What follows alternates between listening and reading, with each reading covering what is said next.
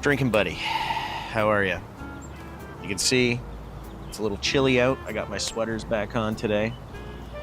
My hands are actually really cold. I should be wearing gloves, but yeah, it was sunny this morning, but clouded over and got cold real quick. I should have trusted that weather report, but here we are. It's still nice to get out. It's quite quiet today. Kind of sounds nice. Very peaceful today. Not a lot of construction sounds or car sounds or, human sounds. I'm enjoying it. I got my official, unofficial beverage of the channel. As you can see, the official, unofficial palate cleanser. And we're going to go for a little bit of a sound of heaven. Have not cracked it open yet. This is one of the, it's been a hot minute since we've drank one of these, cracked it open, Usually I have a few sips so we get to the good part, the beer review, which is something we're going to get to, but I wanted to talk to you about an exciting, again, it's a good day, I have exciting news. So, we started this channel, me needing a drinking buddy, because all of my friends moved away, and I'm sure I've mentioned it before. One of my friends went north. He moved up north. And, as it turns out, I might have a drinking buddy again. He and I have, it's still in the talks. We're still planning or whatever. But it seems as if I might have a drinking buddy again. He might be moving home, which means I'll have someone to sit and have a beer with. Now, am I gonna bring him on the show, have some conversation? I don't know. Probably not. Maybe. I don't know. Maybe he wants to, but, I'm just excited. I got a drinking buddy again, It's nice having friends. I know that sounds really, it's both pathetic and redundant, but yeah, it's going to be nice. And I'll be moving in with him, so we're gonna be roommates, I think. And given my situation, I talked a little bit about it. This is like a step forward in my life, which is exciting. So yeah, that's the exciting news. So I'm gonna continue drinking with you, of course, whether or not my buddy, my actual real life drinking buddy, appears on the show is, up, maybe it'll happen, maybe it won't. You and I are still going to hang out. But today, it's a celebration of my drinking buddy. And so I thought it would be very relevant to review his favorite beer, to my understanding. Maybe it's not his favorite beer, but I know for a fact that he is in love with dark beers.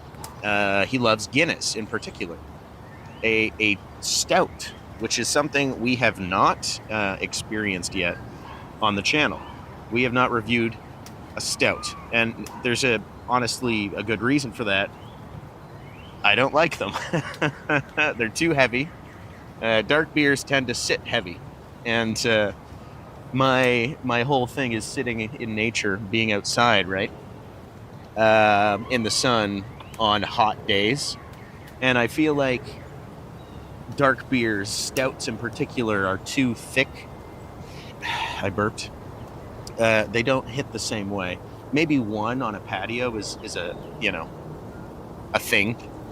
But for me, and what I do out here, going for hikes into the woods, it's easier to sip on a light beer rather than something, frothy and foamy. But regardless, we're going to give it a shot. And I'll give you my honest review, as per usual. And yeah, we'll see how much I like it. So maybe without further ado, I've had a little bit of a palate cleansing, so let's have some more. Just so we know what to compare it to. PBR, my personal 10 out of 10. My blue ribbon. It's my winning beverage. I don't know where to put it. I think I'm gonna set it here. PBR is gonna sit there. My hands are freezing. So, let's do our Jacob Jones style thumbnail image. I gotta get down on my knees, which are, very old and brittle and frail. This is what we're drinking today. This is a very popular beverage, by the way. Everyone loves Guinness. It's very much everywhere in my local area. All the pubs serve it on tap. You can get cans anywhere. I don't know if it's ever served in bottles, but I think these bottles have like a ping pong ball or something inside, which is really unique. And I'm not entirely sure what the logic is for those. So if you know, my drinking buddy, feel free to let me know, because what's the purpose? Let me know in the comments. Educate me. I could Google it, but I'm also very lazy. There's our, hopefully something there will work for a thumbnail. Contains barley, served cold. It's freezing, and my hands are you can see me doing this with my hands. Yeah, it's a little colder than I was expecting. I did not come prepared. Guinness Draft Stout. For more information, visit drinkiq.com. Drink responsibly. There's some French. Recycle. This can, surprisingly, does not have the do not drink while pregnant symbol, but it does have the do not drink and drive symbol down here. Refund, all that information. Pretty standard. It's barcode. And that's about it. Guinness, established 1759. Of course, the classic harp logo is there in gold. The can's top is also gold, while the bottom is silver for one reason or another. I'm not entirely sure what the logic is there, but it is what it is. Brewed in Ireland. I honestly did not know that. Maybe I should have known that for some reason. But yeah, this is an Irish stout. St. James Gate, Dublin, Ireland. Interesting. 4.2% alcohol per volume. This is a super tall can, a 500 milliliter. I said that weird. My voice cracked a bit. 500 mils, brewed in Ireland. Yeah. Interesting. On the side here, we see Guinness and Company, St. James Gate, Dublin, 8, Ireland. I guess that's probably an address to the brewery, maybe? Imported for yada, yada, yada, Quebec, Inc. Just a bunch of, business jargon here. Date of production, see base of can. There is a number kind of embroidered in. It's I don't actually know. Maybe you probably can't see it, but there is something down there. I'm sure it's a brand new can. And that's about it. That's what we got. That's what we got with Arth Guinness. I don't know if that's the the signature on the can, but yes, there's a little red you can see on the side there. Little red signature. I don't know who Arth is, or if I'm reading that name correctly. But it is what it is. Let's give her a go. Let's see what we think. I have had Guinness before, I'm sure. People do these car bombs, I think they're called. They take a little bit of Bailey's, a shot of Bailey's, and they drop it in. So I've done stuff like that before. Have I ever just purchased a can of Guinness and enjoyed it on its own? Honestly, I don't think so. So this is technically one of the... If I have, it was so long ago, I don't remember. So for all sakes and purposes, we're going to say I have never drank a Guinness before, at least in this way. on its own. So without further ado, oh, it's cold. It's time to give this a go. Get the heck out of here because I am not dressed appropriately. Cheers, friends. Sound of heaven, ready? Oh. Wow. A lot of foam.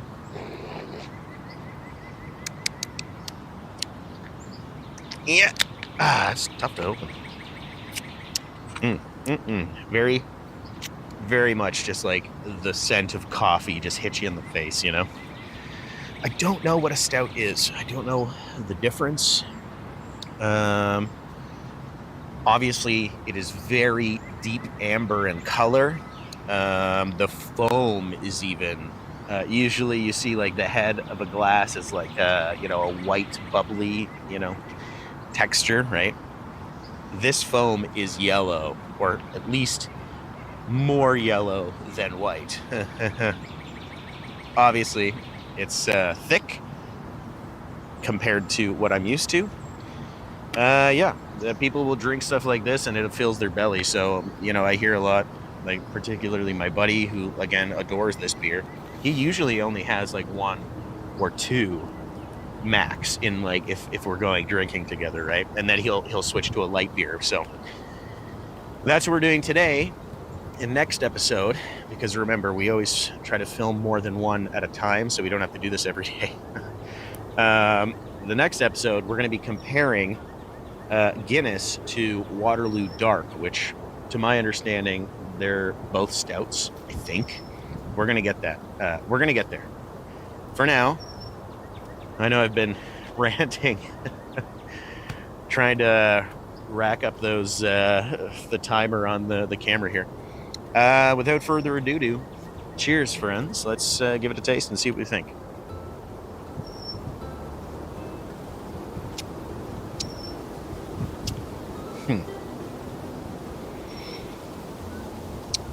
Interesting.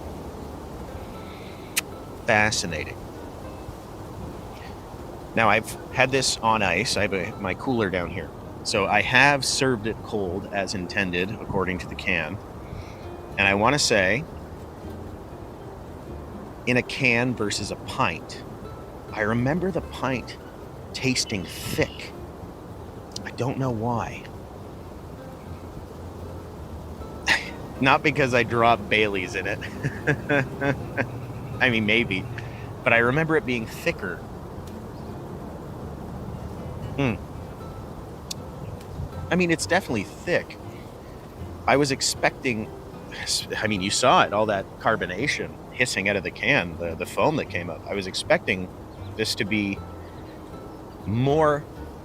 to have like a higher, like... carbonated feel, but it's quite the opposite. This is like velvet. I've described a few beers. I think it was Headstock. I keep going back. It's been so many different beers we've reviewed now. It's hard to remember specifically, but I think it was Headstock IPA, and it had that velvet, smooth mouthfeel, just like kind of like just drinking, some like literally like silk. This is silk, even more so than the Headstock. So the mouthfeel is very smooth, very silky, and I don't hate that. I'm going to say that. Even the flavor is not as intense as I was remembering. This is crazy to me. I'm enjoying this way too much. Maybe my tastes have changed. I don't know. Because there's definitely that coffee. It has that coffee flavor. And yeah, would I drink this all day? Probably not. Like what my buddy does, like I said, is he'll have one or two and then, switch to a lighter beer. And I feel like I get it now. I feel like I get it. Because my memory is he would buy the cans like this. He would bring one or two, camping. We'd be sitting around a campfire or whatever. And he would start with like a can like this. And I think I get it. I think I do. This is really good. I mean, obviously it's really good. It's world famous. It's everywhere, right? maybe I shouldn't be surprised that it's so delicious, but I think I'm surprised that I'm loving it as much as I am right now, because my memory was that it was too dense and, like, gonna make me bloated or something, too coffee-ish. But no, it's like the coffee flavor is there, but it's not overpowering, and there's no there's no lingering bitterness. It's just it's honestly a little refreshing. Now, mind you, this is ice cold. I wonder if that changes. The moment it's warm, I don't think I would drink it. I think I would be, impatient, but I would toss it in the freezer for, half an hour. I feel like if this were not ice cold, it might really, really affect the experience in a negative way. But I suppose you could say that about any beer. But yeah, this is much smoother and easier sipping than I remember. And yeah, I don't know if there's any more I can say. Like, what else do you say? It's a classic. People, again, all over the world celebrate this beverage. It is used in, people mix it with things. I'm pretty sure it's used in different recipes, like, people cook with it. And I get it. I think I get it now. It's really that good. Would I drink it again? Absolutely. Exactly the way I described. My buddy drinks one or two and he switches to something lighter. Yeah, that makes sense. I think that's what I would do as well. Just pick one up. The downside, I think, is that it's closer to $4 a can. On the upside, you're getting a little more than a tall can, right? Remember, it's 500 milliliter can, so slightly taller than a standard tall can. But alcohol is low. Like, this is technically a light beer in terms of, like, you would have to, consume more to get a buzz or whatever, right? 4.2% versus Pabst, I think, is like a 4.9. So yeah, this is probably the smoothest beer. Honestly, I'm not getting a single carbonation bubble. Like, it's just that silky smooth.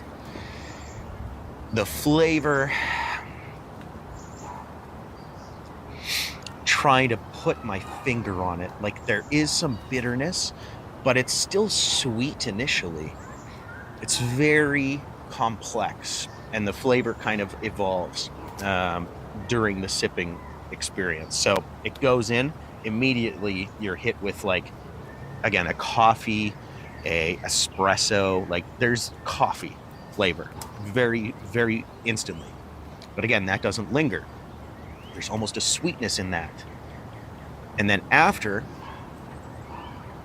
again, it doesn't linger in the mouth, but there is a bitterness, and that's I'm going to go ahead and say there's the hops is there, but it's mild and unoffensive. It's not like it's welcome. Like, this is a very well balanced beverage. Really, it's truly that good. If it is, beloved all over the world, I'm getting it. I'm starting to understand. And probably the only reason I haven't been drinking it more, honestly, is the price. This is like I said, a $4. I think it was like $4 for this can. So I can't afford to be drinking this all the time. And